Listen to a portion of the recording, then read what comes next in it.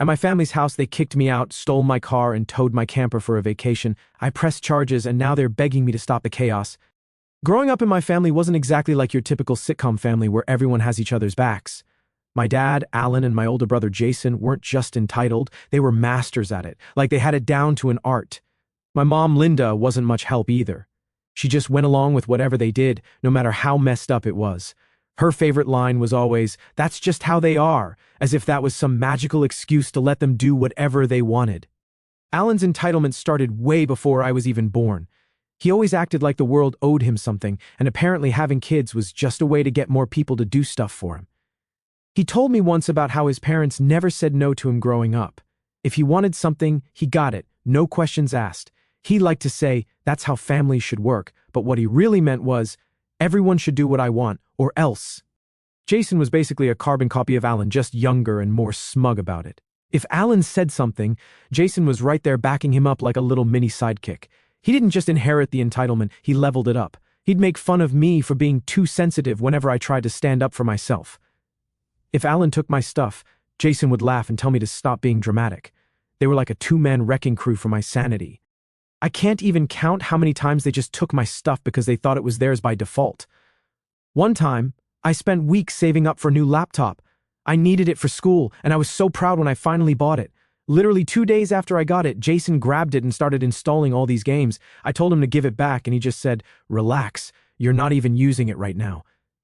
Alan chimed in, "He's your brother. Let him borrow it." Borrow? Yeah, right. I never saw it again without Jason's greasy fingerprints all over the screen. This was my life with them.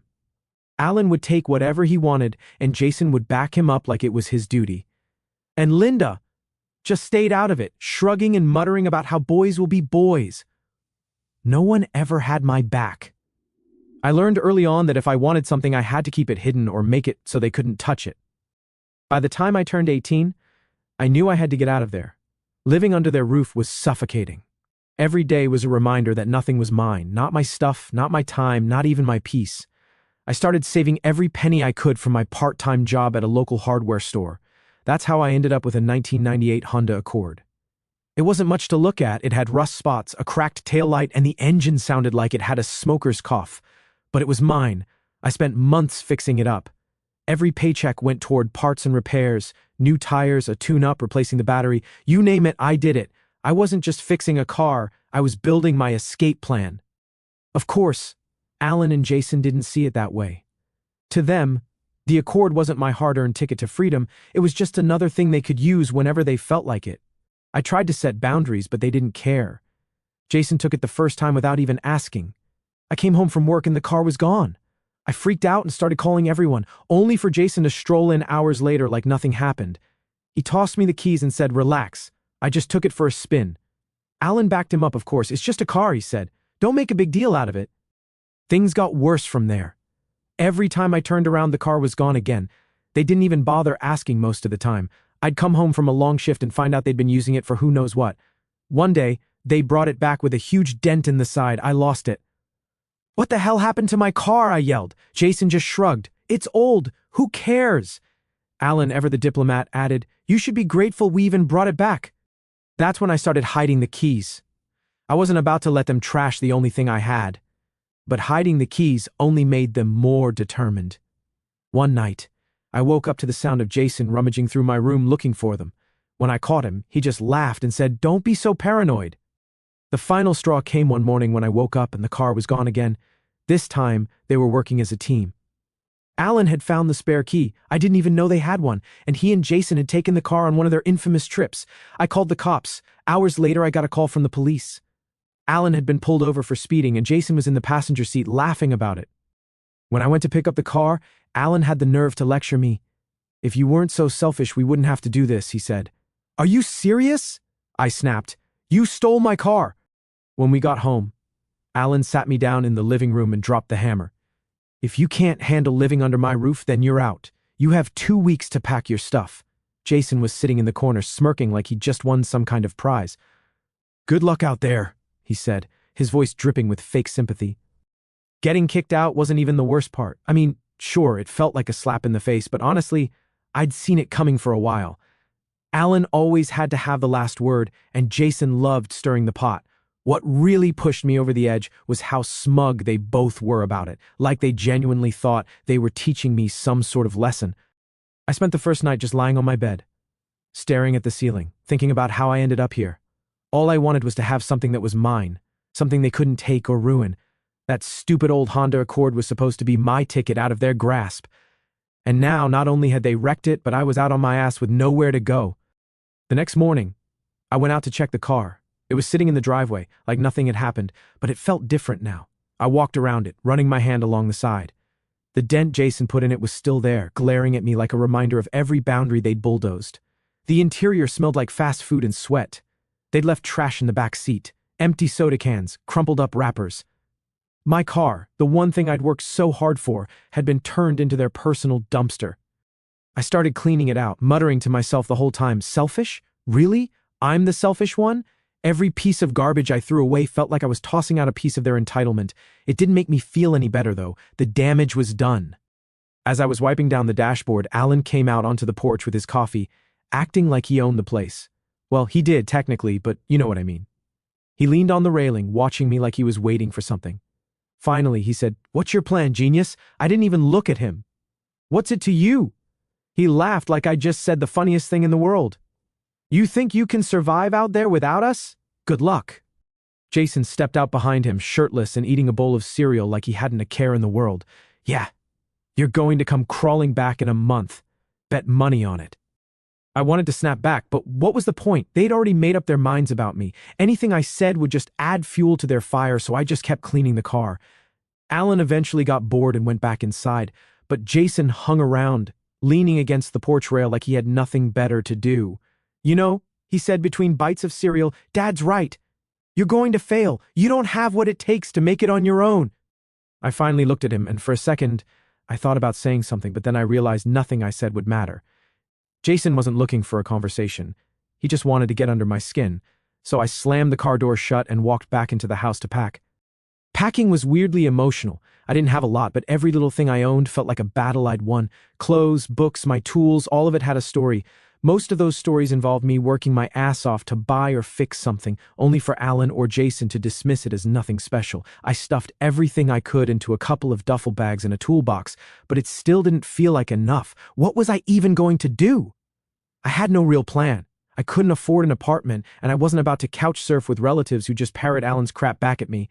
But one thing was clear. I wasn't staying here another second longer than I had to. Loading up the car felt like the first real step toward freedom, even if I had no idea where I was going. I threw my bags in the back seat and checked the glove compartment for my savings. I had a couple $100, enough to get me by for a little while, but not much longer than that. For a split second, I thought about going back inside. Maybe if I swallowed my pride and apologized, for what exactly? For standing up for myself? No. I shook my head and started the car. There was nothing left for me here. As I pulled out of the driveway, I felt a weird mix of relief and fear. Relief that I was finally getting away from them, but fear of what came next.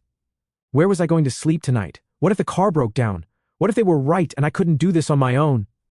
I drove aimlessly for a while, just trying to clear my head. Eventually, I ended up in the parking lot of a grocery store. I parked in the far corner away from everyone else and just sat there for a while. It felt weird, like I was in limbo, halfway between the life I was leaving behind and whatever came next. I spent the night in the car, curled up in the driver's seat with a hoodie for a pillow. The next morning, I woke up stiff and groggy, but determined. I wasn't going to let Alan and Jason be right about me. I didn't know how, but I was going to figure this out. They thought they'd broken me, but they were wrong. They were about to see what I was really capable of. The idea of a camper hit me while scrolling through my phone, half awake and annoyed at how stiff my neck was from the awkward position. I stumbled across a video about tiny homes. At first, I laughed it off. Those things were ridiculously fancy, and I definitely didn't have the money for that kind of setup. But then I saw a picture of a fifth-wheel camper. It wasn't pretty, but it had potential, small, portable, and most importantly, affordable. That's when it clicked. A camper wasn't just a place to crash. It was freedom. I spent the next few days diving into online listings. It became an obsession. Every break at work, every quiet moment in the car, I was scrolling through Craigslist and Facebook Marketplace trying to find something that wouldn't drain my bank account completely. Most of the listings were way out of my price range, like $20,000 for something that looked like it belonged on a reality show. But then I found it, a 2001 Keystone Cougar fifth wheel. The pictures weren't great, but I could tell it had good bones. It was just old enough to be cheap, but sturdy enough to last. The guy selling it, Sam, was asking for $30,500, which was still a stretch for me, but I figured I could negotiate. A few days later, I was driving out to meet Sam at his property, which was about 45 minutes from where I was staying, or, well, parking. "The cougar's over here," he said, leading me around the side of the house. There it was, sitting on a patch of overgrown grass like it had been forgotten about for a while. The paint was faded and there were a few dents along the side, but it looks solid. "She's a little rough around the edges," Sam admitted, "but the plumbing works, and the roof doesn't leak. Tires are new too." I walked around it, checking every detail. The interior wasn't much to look at, cramped and dated with peeling wallpaper and a faint musty smell, but it had everything I needed: a small kitchenette, a bathroom, and enough space for a bed. "How firm are you on the price?" I asked, trying to sound confident even though my stomach was doing flips. Sam scratched his chin, thinking it over. "Tell you what, if you can haul it out of here this week, I'll knock it down to $3,000. It was still a lot of money, but I couldn't pass it up. "Deal," I said, shaking his hand. The next hurdle was figuring out how to actually tow the thing. My Honda wasn't going to cut it, so I called my cousin Ethan. He was one of the few family members who wasn't completely wrapped up in my dad's nonsense. Ethan was the kind of guy who always had a solution, usually involving tools, a truck, or both. When I told him what I was up to, he didn't even hesitate. "Bring your car over and we'll figure it out." Ethan's place was about 20 minutes outside town on a chunk of land big enough to house his collection of old trucks and project cars. He'd been working on cars since high school, and his garage was a mechanic's dream. When I pulled into his driveway, he was already outside wiping his hands on a rag. "So, you're really doing this, huh?" he said, grinning as he leaned against the hood of his truck. "Yeah," I said. "I've got to get out of here. This is the only way I can afford my own space." He nodded like he got it completely. "All right, let's see what we're working with." We spent the rest of the afternoon rigging up his truck to tow the camper. Ethan had a knack for making things work, even if it meant bending a few rules. By the time we were done, his truck was ready to haul, and I was starting to feel like this might actually happen. "You can park it here if you need to," Ethan said as we wrapped up. "I've got plenty of space, and it's not like your dad's going to show up here." "Thanks," I said, relieved. "I owe you big time." The next day, we drove out to Sam's place to pick up the camper. Towing it back to Ethan's property was nerve-wracking. I kept glancing in the mirrors, half expecting something to go wrong, but we made it without a hitch. The first night in the camper was surreal. It wasn't fancy, far from it. I slept on an old mattress that smelled vaguely of mildew, surrounded by peeling wallpaper and a tiny sink that dripped if you didn't turn it off just right. Over the next few days, I started fixing it up. I scrubbed every surface, patched a small hole in the floor, and added some cheap string lights I found at the dollar store. Ethan helped me hook up a water supply, and I managed to find a used propane tank for the stove. It wasn't much, but it was starting to feel like home. I thought moving would give me some peace, but of course Alan and Jason couldn't leave well enough alone. I didn't tell them where I was staying, but news travels fast in my family. I guess someone mentioned my setup to them, probably thinking they were making polite conversation. Next thing I knew, they were back in my business. A couple of days later, Ethan came to the camper while I was working on patching up the roof. "You got company?" he said, pointing toward the driveway. I climbed down the ladder and spotted Alan's beat-up truck pulling in with Jason riding shotgun. "Great," I muttered, wiping my hands on my jeans. "What do they want now?" Alan got out first, acting like he owned the place. Jason followed, his usual smug expression plastered across his face. They didn't even say hi. Alan just walked right up to the camper, looking it over like he was appraising it.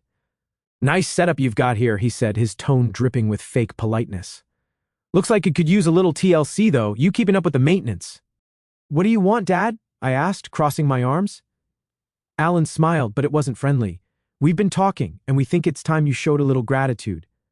Let us take the camper out for a weekend. It's not like you're doing anything important with it." Jason jumped in before I could answer.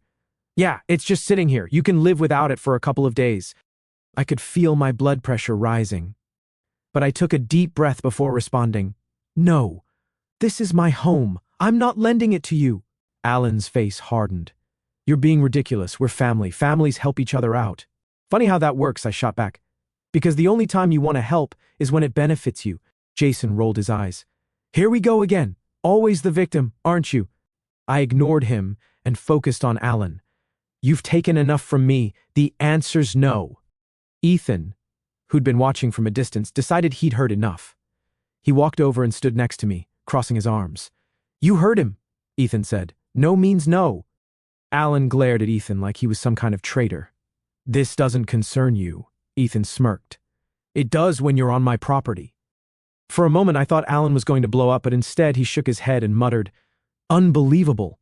He turned to Jason. "Come on, we're leaving. You're going to regret this," he said as they drove off. I wish I could say that was the end of it, but of course it wasn't. A few days later I started getting calls and texts from family members.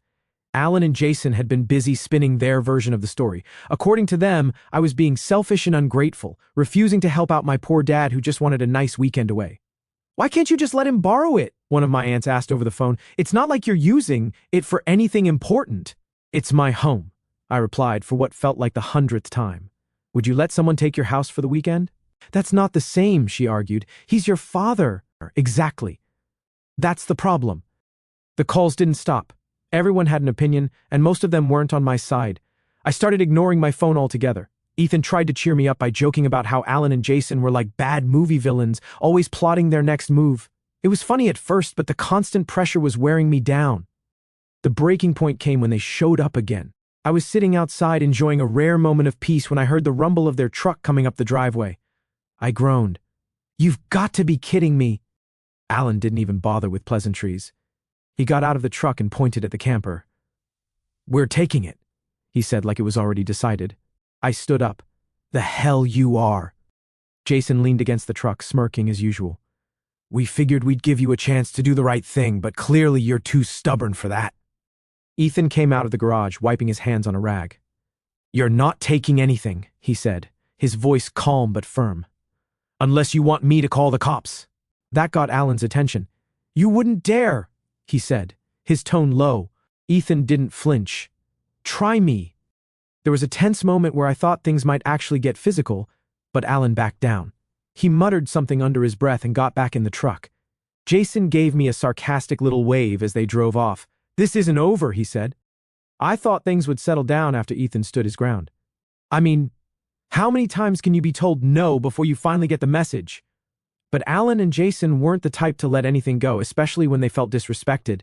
For them, it wasn't just about the camper, it was about control. If they couldn't have it, they'd make sure I regretted keeping it from them.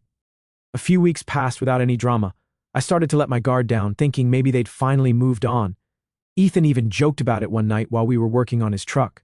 "You think they're plotting their next move? Or did I scare them off for good?" he asked, grinning. "Probably both," I said. "Alan's not exactly the forgive and forget type. I should have known better than to assume the quiet meant anything good. Turns out they were just waiting for the right moment." It was late, maybe 2 or 3 a.m., when I woke up to the sound of something outside. At first, I thought it was the wind. Ethan's property was pretty open, and the camper would creak sometimes if the breeze picked up, but this wasn't the wind. It was the distinct sound of footsteps, slow and deliberate, followed by the metallic clink of something hitting the hitch. My stomach dropped. I got up quietly, my heart pounding in my chest, and peeked through the window. Sure enough, there they were. Alan and Jason, crouched by the hitch, trying to unhook the camper. Alan was fumbling with the locks while Jason held a flashlight, looking over his shoulder every few seconds, like a kid stealing from the cookie jar. For a moment, I just stood there frozen. I couldn't believe they'd actually sunk this low. But then the shock wore off and the anger kicked in. This wasn't just some petty argument anymore. They were trying to steal my home. I grabbed my phone and threw on a hoodie. Bursting out of the camper, I shouted, "What the hell do you think you're doing?" They both jumped, Alan dropping the tools he'd been using. Jason, ever the quick talker, tried to play it off. "Relax, man, we were just—" "Don't even start," I cut him off. "You're trying to steal my camper in the middle of the night. Are you insane?" Alan straightened up, brushing off his hands like he hadn't just been caught red-handed. "It's not stealing," he said like that made any sense. "We're your family. We just wanted to borrow it for a couple of days." "You mean steal it?" I shot back. "Because that's what this is." Jason stepped forward, flashlight still in hand. "Don't be so dramatic. It's not like we were going to keep it." "Get off my property," I said, pointing toward their truck. "Now, before I call the cops," Alan's face twisted into a sneer. "You'd really call the cops on your own father over this?" Jason rolled his eyes. "Oh, here we go, always the victim. You need to grow up." "Grow up?" I repeated, laughing bitterly. You're the ones sneaking around in the middle of the night like damn criminals." Before they could respond, Ethan's porch light flicked on and the door swung open. Ethan stepped out, holding a crowbar in one hand and a flashlight in the other. "What's going on out here?" he called, his voice calm but firm. Alan and Jason both froze. Alan, probably thinking he could smooth things over, raised his hands. "We're just having a little family disagreement," he said. Ethan wasn't buying it. "Looks to me like you're trespassing. You want to explain why you're messing with the camper at this hour?" Jason tried to jump in, but Ethan cut him off. "Save it. You've got about 30 seconds to get in your truck and leave, or I'm calling the cops myself." After they were gone, Ethan turned to me. "You okay?" "Yeah," I said, though my heart was still racing. "Thanks for coming out." He nodded. "Figured they'd pull something like this eventually. You should probably think about adding some extra security just in case." "I was already planning on it," I said, running a hand through my hair. "This just sealed the deal." The next day, I went into full lockdown mode. I bought motion sensor lights and heavy-duty locks for every part of the camper that could be accessed. I even found a GPS tracker online that I could attach to the undercarriage. If they ever managed to move the camper, I'd know exactly where it went. Ethan helped me install everything, and by the time we were done, the camper looked more like a fortress than a home. "If they come back, they're gonna need a damn tow truck," Ethan joked, though I could tell he was just as frustrated as I was. Alan and Jason didn't try anything for a while after that, but the damage was already done. Every little sound outside made me suspicious, and I started checking the locks obsessively. It wasn't just about the camper anymore. It was about feeling safe, and they'd taken that from me. The real showdown came at the family barbecue. Ethan had offered to host it that year, and I figured it was a good chance to reconnect with some of the less dramatic members of the family. I parked the camper off to the side of his property, far enough from the main area to give myself some space, but close enough to keep an eye on it. Things were going well at first. I caught up with a few cousins, played a game of cornhole, and even managed to laugh a little. For a moment, it felt like maybe we could all just have a normal day without any drama. And then, Alan showed up. He didn't waste any time. The moment he saw the camper, his face twisted into a scowl and he made a beeline for me. Jason was right behind him, smirking like he couldn't wait to watch the fireworks. "You really brought it here?" Alan said, loud enough for everyone to hear. "You couldn't let your old man borrow it, but you'll drag it out here to show off." I sighed, already exhausted by the conversation. "It's my home, Dad. I'm allowed to take it wherever I want." "Unbelievable," he said, throwing his hands up. "You don't care about family at all, do you? After everything we've done for you," Jason chimed in. "Because of course he did." "Yeah, real classy, man. You're making this whole thing about you." By now, a small crowd had gathered, clearly enjoying the drama. Before I could respond, Chloe, one of my cousins, stepped in. "Honestly, he's right," she said, crossing her arms. "Maybe it's time you two stop treating him like garbage. This isn't about the camper, it's about control, and everyone here knows it." Alan turned bright red, and Jason looked like he'd been slapped. The rest of the family stayed quiet, which was probably the best thing they could have done. Alan muttered something about how no one respected him anymore and stormed off, Jason trailing behind him. I didn't win any popularity points that day, but I didn't care. For once, someone had called them out, and it wasn't just me standing there alone. The next morning, we hitched the camper to Ethan's truck and moved it closer to the garage. It wasn't as picturesque as the spot by the trees, but it was safer. Ethan also helped me install a new motion sensor light that covered the entire driveway. If Alan and Jason tried to come back, they'd be lit up like a Christmas tree. I also decided to take things a step further using the GPS tracker I'd installed earlier. I set up an alert system on my phone. If the camper moved more than a few feet without me knowing, I'd get an instant notification. It wasn't foolproof, but it was better than nothing. Alan and Jason didn't show up again after that, but I knew it was only a matter of time. They'd made it clear they weren't going to let this go, and I wasn't about to back down. This wasn't just about the camper anymore. It was about standing my ground. For once in my life, I wasn't going to let them take something from me. As I sat in the camper that night, surrounded by the soft glow of the string lights I'd put up, I felt a strange mix of exhaustion and determination.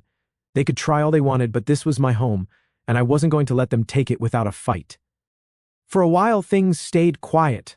Alan and Jason must have realized that showing up uninvited wasn't going to work anymore, especially with Ethan ready to shut them down the second they tried something.